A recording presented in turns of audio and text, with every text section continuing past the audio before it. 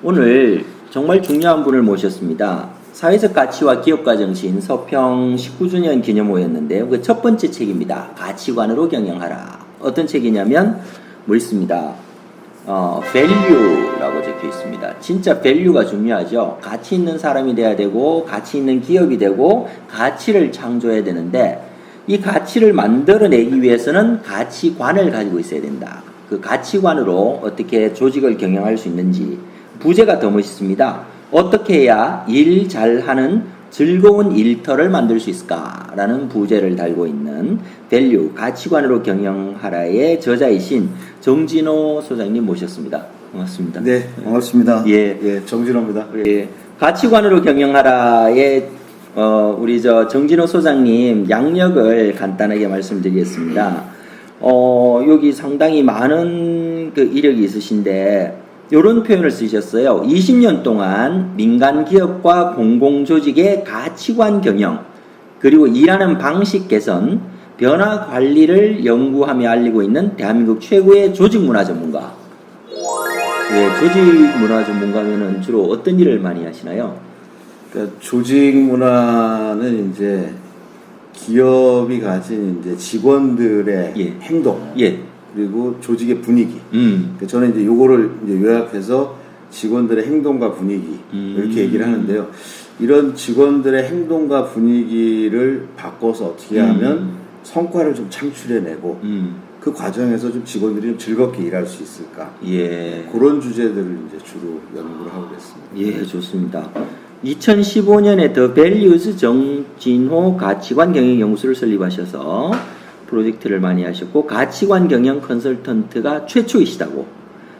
대단하십니다. 그리고 지금까지 코엑스, 안랩, 다이소, 메일유업, 타이어뱅크, 한국야쿠르트, 휴롬 등 국내 네로라 하는 100여 기업들의 가치관 수립을 성공적으로 이끌었다.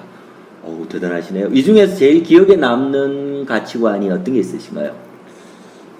메일유업 좀 인상적이었던 것 같아요. 저도 네. 그 사례 읽었습니다. 네, 메일유업은 좀 굉장히 인상적이었는데 네.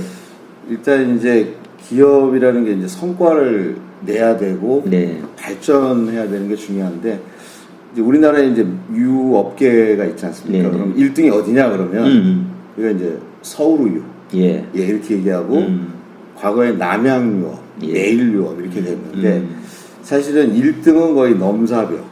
그리고 남양유업이 이제 굉장히 많이 따라가고 3등은 저 밑에 이렇게 있었거든요. 근데 이제 제가 그걸 같이 참여했을 때가 2014년도였는데 앞으로 5년, 10년 후에 대한민국에서 최고의 회사가 되고 세계 시장에서도 활약하는 유업계가 되겠다 이런 얘기를 했는데 저 때문은 아니겠지만 그 이후에 1등이 바뀌었죠. 1등 넘사벽을 올라갔고요. 남양유업은 뭐 굳이 얘기 안 드려도 될 것 같은 뭐 그런 상황인데 이제 메일유업은 제가 제일 감동했던 게 기업이라는 게 이제 이윤 창출을 이렇게 해야 되는데 이 소아들 중에서 이제 우유를 소화시키지 못하는 애들, 우유를 먹으면 토하고 자꾸 이렇게 되는 애들 위해서 이익이 하나도 없음에도 불구하고 지금까지 이제 우유를 생산해 굉장히 좀 아름다운 기업이라고 생각합니다. 예, 맞습니다. 저는 그래서 아름다운 기업이 잘 되는 거 좋아합니다. 특수분유 생산일 맞습니다. 그 사례를 말씀해 주셨는데 제가 따로 서평 TV에서 그 부분은 사례를 정리해서 한번 영상으로 만든 게 있습니다. 그 내용은 따로 우리가 또 영상 링크 걸어드리고요. 역시 가치관 경영을 하시는 분이라서 그런지 본인 비전도 굉장히 멋있으세요. 2030년까지 세상 모든 조직이 자기 고유의 가치관을 가지게 하겠다는 비전 아래 가치관 경영의 틀을 만들고 전파하는 데 힘쓰고 있다. 이제 우리 소장님 비전이신 거죠? 제 비전이고 저희 연구소 비전인데요. 그 생각을 하면 이제 제가 기분이 되게 좋아집니다. 그리고 또 남들 앞에서도 좀 당당하고 좀 내가 멋있어 보이고 제가 이제 마음속에 이렇게 꿈꾸고 이루어가려는 비전 그래서 하루하루를 비전을 달성하면서 가는 그런 개념으로 이렇게 굉장히 멋있는 말씀을 하셨는데 이게 굉장히 자부심을 느끼는 게 내가 컨설팅을 많이 해서 돈을 많이 벌었어 라는 부분보다 내가 이런 가치를 실현하고 이런 비전을 실현하는 것이 나의 사명이야. 가치와 비전과 사명이 올 때 이렇게 얼굴 표정이 확 밝아지시면서 이야기를 하셨는데, 예. 약간 방송 때 긴장을 해가지고 예. 안 밝은 것 같아요. 전혀 안 그러신 것 같은데, 예. 본인 비전도 굉장히 멋있으세요. 네. 멋있으세요. 네. 네. 가치관으로 경영하라라고 이제 말씀을 주셨어요. 그 중에서 기업의 유일한 목적이 이윤 창출이 아니다. 이 부분 조금만 설명해 주시죠. 저는 이제 이 부분들은 조금만 생각해 보면 제 얘기에 동의를 하세요. 예, 그리고 아마 제가 얘기를 하면 동의를 하실 건데, 제가 이제 뭐 CEO는 물론이고 직장인 일반인들한테 기업의 존재 목적이 뭡니까? 이렇게 물어보면 거의 무조건 반사로 나오는 게 이윤 창출이요, 이렇게 얘기를 해요. 이윤 창출이요, 이렇게 얘기를 합니다.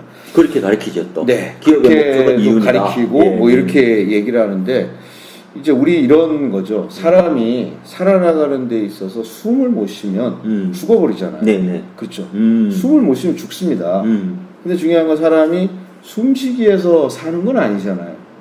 네네네, 맞아요. 숨을 쉬는 걸 통해서 그걸로 이제 자기가 뭔가 뭐 자기의 목적도 있고 꿈도 있고 이런 거를 이루어가는 거잖아요. 기업은 뭐냐? 숨을 쉬는 활동이 곧 이윤 창출이에요. 네, 그렇지 않습니까? 네. 이윤이 끊어져 버리면 회사 문 닫고 직원들 나가야 되는 거잖아요. 저는 사람하고 똑같다 이렇게 생각해요. 기업은 이윤을 창출하는 활동이 너무너무 중요하죠. 정말 중요하죠. 근데 그럼 그 돈을 벌어서 뭐 했을 건데? 그게 목적이죠. 그게 목적이다.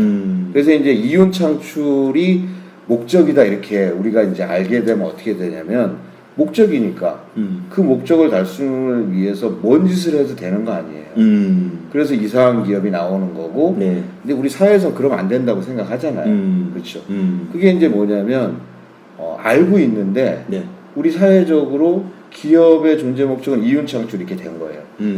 그래서 이제 제가 이제 그 위치를 잡아야 된다 이게. 그래서 뭐냐면 기업의 이윤 창출은 중심 활동이다. 중심 활동이다. 이게 안 되면 기업은 끝이잖아요. 그리고 이게 돼야지 기업이 세상에도 기여하고 직원들한테도 뭔가를 많이 주고, 그렇죠. 그리고 뭔가 사회에도 기여하고 이렇게 할 수 있는 거가 되기 때문에 이거는 이제 중심 활동은 바로 이제 이윤 창출 중심 활동이다 이렇게 말씀드린 거고요. 이게 왜냐하면 이제 우리 기업은 영리 조직이니까요. 그렇죠. 그러면 비영리 조직은 돈을 쓰고 하는 게 중심적인 활동이잖아요. 이게 그렇죠. 돈 받아서 부러워하는 돈을 사람들. 제대로 쓰는 게 또 중심 활동이죠. 그러면 비영리 기업이 돈을 쓴다고 해서 존재 목적이 돈을 쓰는 거냐는 거죠. 아니라는 거죠. 그래서 이제 기업의 존재 목적은 이윤 창출이 아니고 중심 활동이다. 이것 통해서 뭘 할래 하는 게 바로 이제 제가 얘기한 가치관이다. 가치관이다.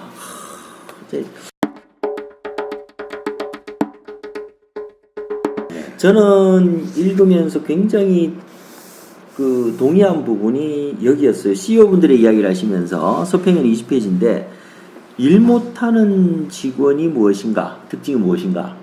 이게 질문을 가지고 토론을 해보니까 가장 많이 나오는 의견이 일 못하는 직원의 특징이 뭘까요, 회장님?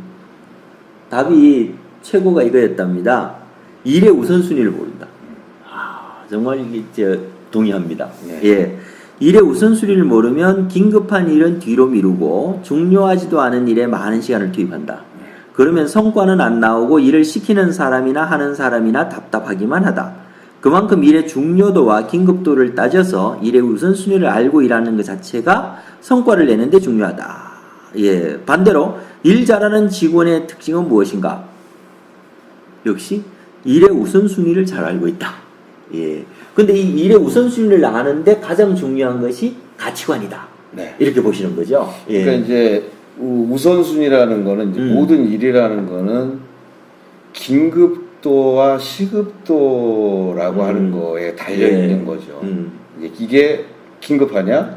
그리고 이게 중요하냐? 이제 이런 부분에 이제 달려 있는데, 이제 이런 거를 구분하지 못하는 게 이제 우선순위를 모르는 잘 거다. 모르는 건데, 그러면 이제 기업에서는 뭐냐면 기업을 경영하고 기업이 이제 이윤 창출이라는 중심 활동을 통해서 어떤 사회적인 실현을 하고 목표를 좀 이뤄 나가는 데 있어서 네네. 그걸 하는 데 있어서의 우선순위가 있다라는 거죠. 그렇죠. 그 일을 할 때 반드시 좀 그게 이제 일로 나타나면 직원들의 일하는 원칙과 기준이 되는 거가 되는 거죠. 이제 저는 이제 이 우선순위를 그래서 이제 뭐냐면 신호등이라고 얘기를 합니다. 예. 신호등. 빨간 신호등 하지 마라. 녹색 신호등 해라. 이런 거죠. 근데 이제 보면 회사에 신호등이 좀 이렇게 있느냐 이제 이런 겁니다. 이제 신호등이 없으면 어떤 문제가 생기냐면 일단 사람들이 위험해요. 안전하다는 느낌을 못 받습니다. 가치관이 없으면 위험해진다. 위험합니다. 그리고 또 한 가지는 사람들은 위험한데 일을 하는 이제 예를 들어서 이제 도로에 신호등이 없으면 사람도 위험하지만 차들이 천천히 가야 돼요. 그렇죠. 언제 사람이 튀어나갈지 모르고 위험하니까. 그러니까 한마디로 뭐냐, 신호등이 없는 회사는 바로 사람들은 안전하지 못하고 차들은 천천히 다니니까 성과가 떨어지고, 안 나고 성과는 없고. 그래서 이제 저는 이제 이거를 이제 신호등이라고 이제 얘기를 하고 그게 이제 뭐 우리가 이제 우선순위 그리고 기업에서 이제 이거를 사용하는 표현이 핵심 가치 이렇게 쓰거든요. 핵심 가치 이렇게 신호등이 핵심 가치다. 핵심 반짝반짝반짝. 그렇죠. 그런데 이제 제가 이게 읽다 보니까 이런 아까 저 제일 처음에 서두에 매일 유업 이야기를 해주셨는데요. 착한 회사, 좋은 회사가 있다고 하는데요. 그건 어떻게 판단하십니까? 그러니까 착한 회사, 좋은 회사는 제가 이거를 이제 어떻게 표현해야 될까 이제 이런 것 때문에 고민을 했는데요. 이제 가치관 경영 얘기하려면 이제 가치관에 대한 얘기를 먼저 해야 되죠. 그렇죠. 그러니까 우리가 이제 보면 어떤 거에 대해서 야 그거 의미 있네, 가치 있네 이런 표현을 씁니다. 그렇죠. 근데 가장 중요한 것을 우리는 의미 있네, 가치 있네 이렇게 씁니다.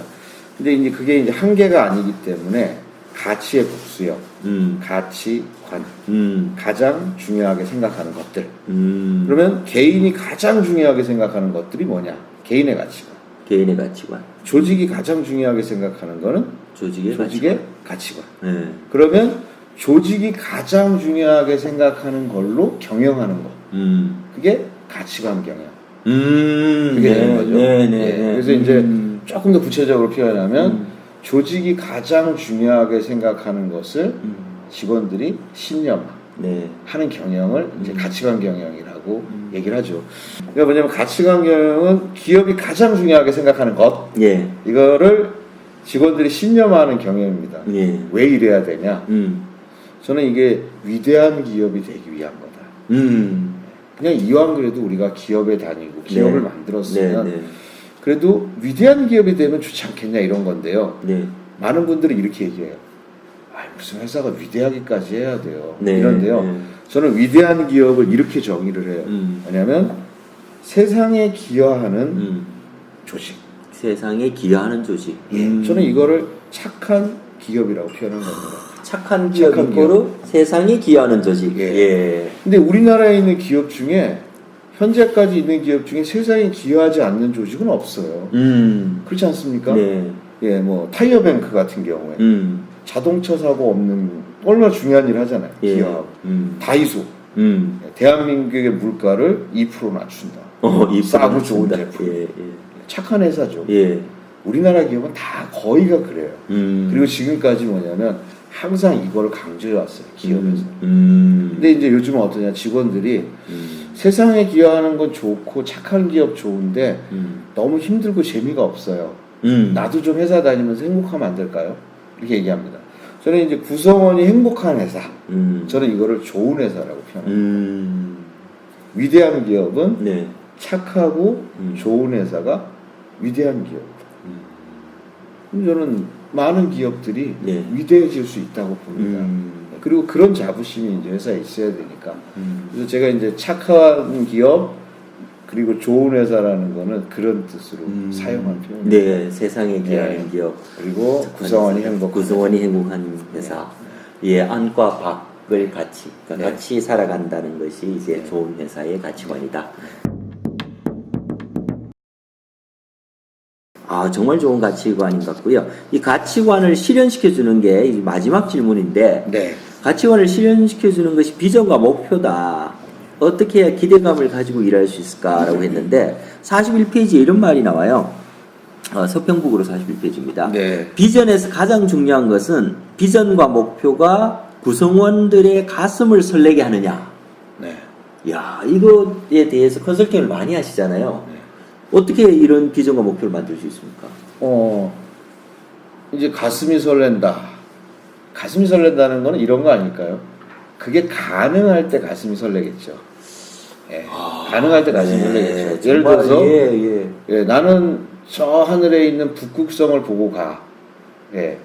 가슴이 설레지는 않아요. 자부심은 들지만. 근데 내가 에베레스트 산 꼭대기에 올라가서 태극기를 꽂고 기념사진을 찍는다면 뭐 요즘은 이제 1년에 한 1000여 명이 에베레스트 산 꼭대기에 올라간답니다. 네. 예.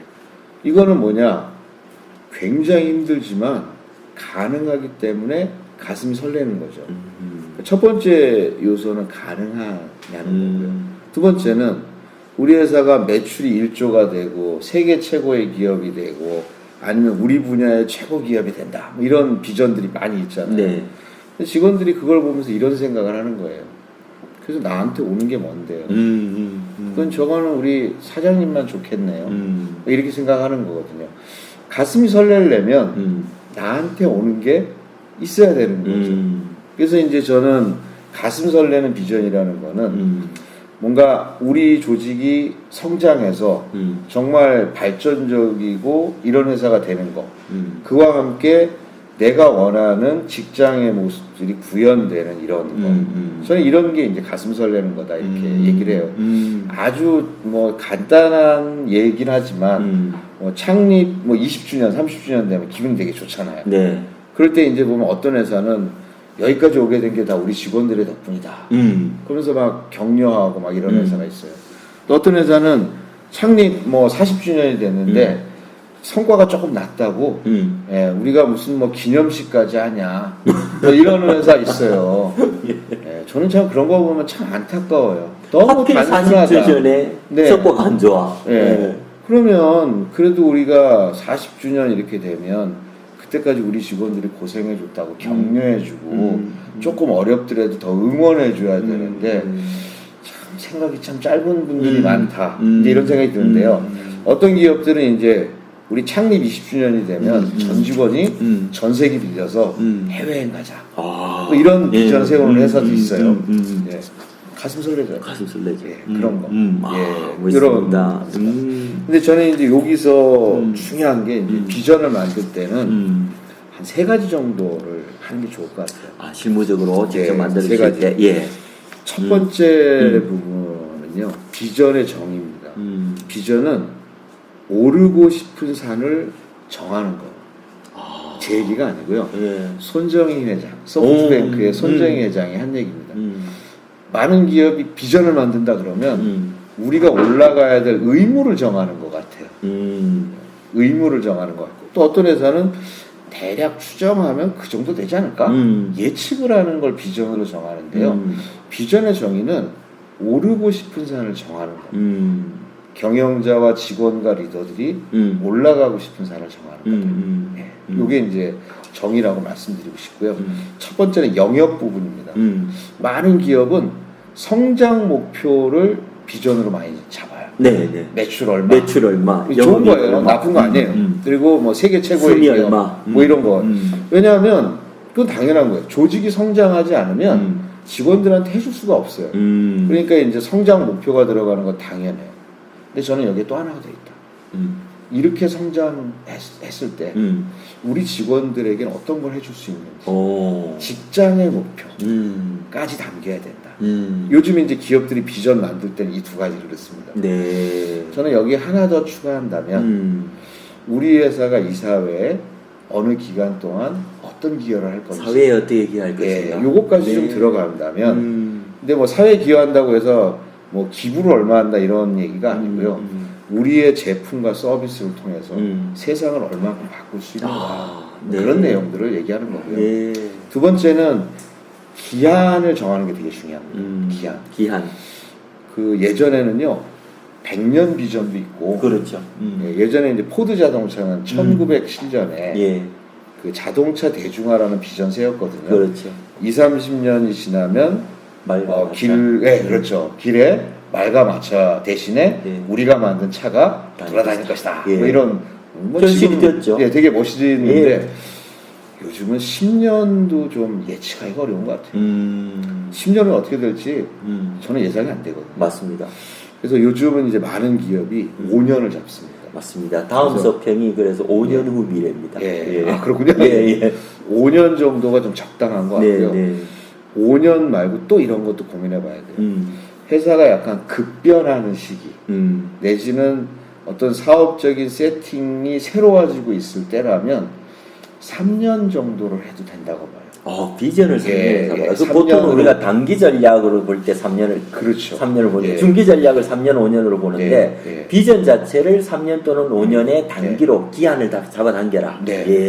뭐 쉽게 얘기하면 과거의 10년하고 지금하고 3년하고 느낌이 거의 비슷하거나 오히려 지금의 3년이 과거 10년보다 길기 때문에 상당히 긴 기간이다. 그래서 꼭 이래야 된다가 아니라 제가 처음 말씀드리지만 3년 이렇게 잡는 것도 중요하다. 마지막으로 방법입니다. 방법. CEO가 정해주는 건 당연히 그렇게 하는 기업은 없습니다. 대신에 이제 어느 부서가 모여서 자기들이 이렇게 막 짜는 경우가 있거든요. 믿습니다. 왜냐하면 비전은 우리 직원들 모두가 내 비전이라고 내재와 자기의 신념으로 바꿔야 되기 때문에 중요한 건 직원들이 참여입니다. 그래서 저는 이거를 공감, 참여, 합의 이렇게 표현하거든요. 그래서 이렇게 바로 비전의 영역, 그 다음에 비전의 기한, 그 다음에 기전을 만드는 방법 이런 것들을 적용해서 만들면 될 것 같아요.